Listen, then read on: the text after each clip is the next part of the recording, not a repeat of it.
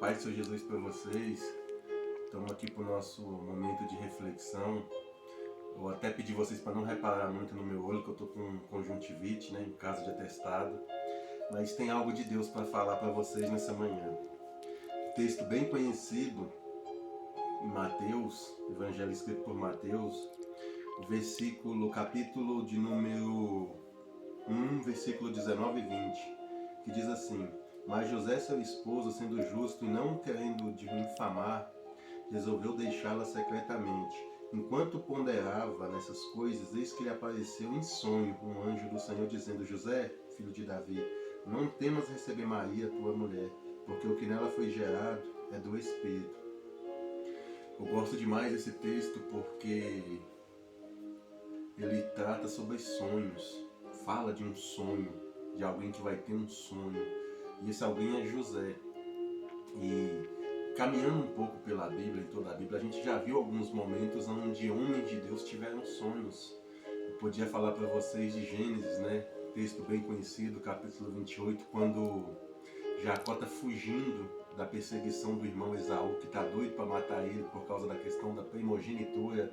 E quando ele chega ali, no capítulo 28, ele tem só areia para fazer de cama, ele tem um travesseiro, uma pedra que é feita de travesseiro para dormir, e ele consegue dormir. Quando ele dorme, ele tem um sonho, e ele vê uma escada que vem desde a terra até o céu, e ele vê o Malar, que é um anjo, subindo e descendo, sonhador, não se prendendo só a Jacó, o filho dele, Gênesis 37 também, José, a gente conhece bem todo o enredo, todo o enlace, tudo que ele vai passar por também ser um sonhador.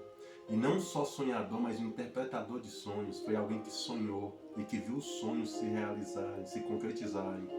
A gente podia falar sobre Daniel.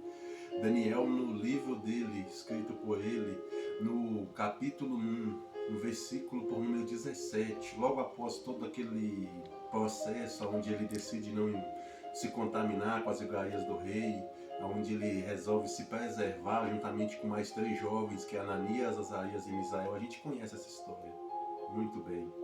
E depois dessa decisão dele, no versículo 17 do capítulo 1, o texto vai dizer que Deus deu algumas bênçãos para aqueles 4 jovens, mas para Daniel ele deu a capacidade de ter a sabedoria de interpretar sonhos e visões.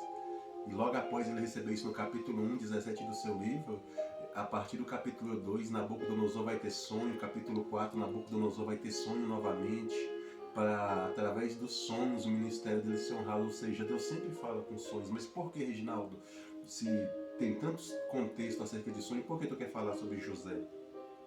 Porque José acabou de receber uma notícia que, acredito eu, que é uma notícia por muitas das vezes difícil de se ouvir, porque a mulher dele, a esposa dele, vai chegar nele, a pessoa com quem ele vai coabitar, com ele vai viver, chega nele e fala: olha, eu tô grávida, e é do Espírito.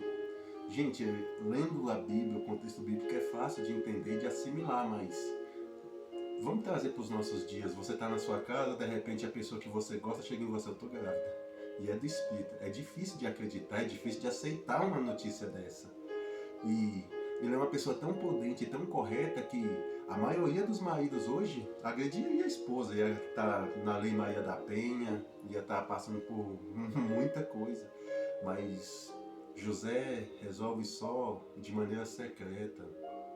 Ele pensa: eu vou deixar ela quietinha, eu vou embora, por não acreditar que aquilo realmente fosse algo de Deus.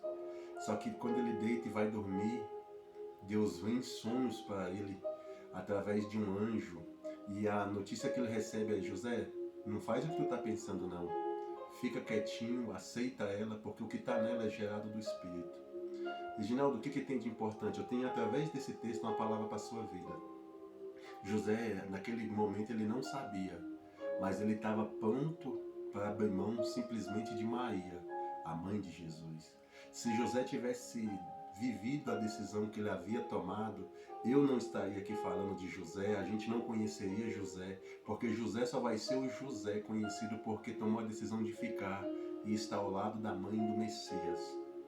Reginaldo, aonde tu quer chegar?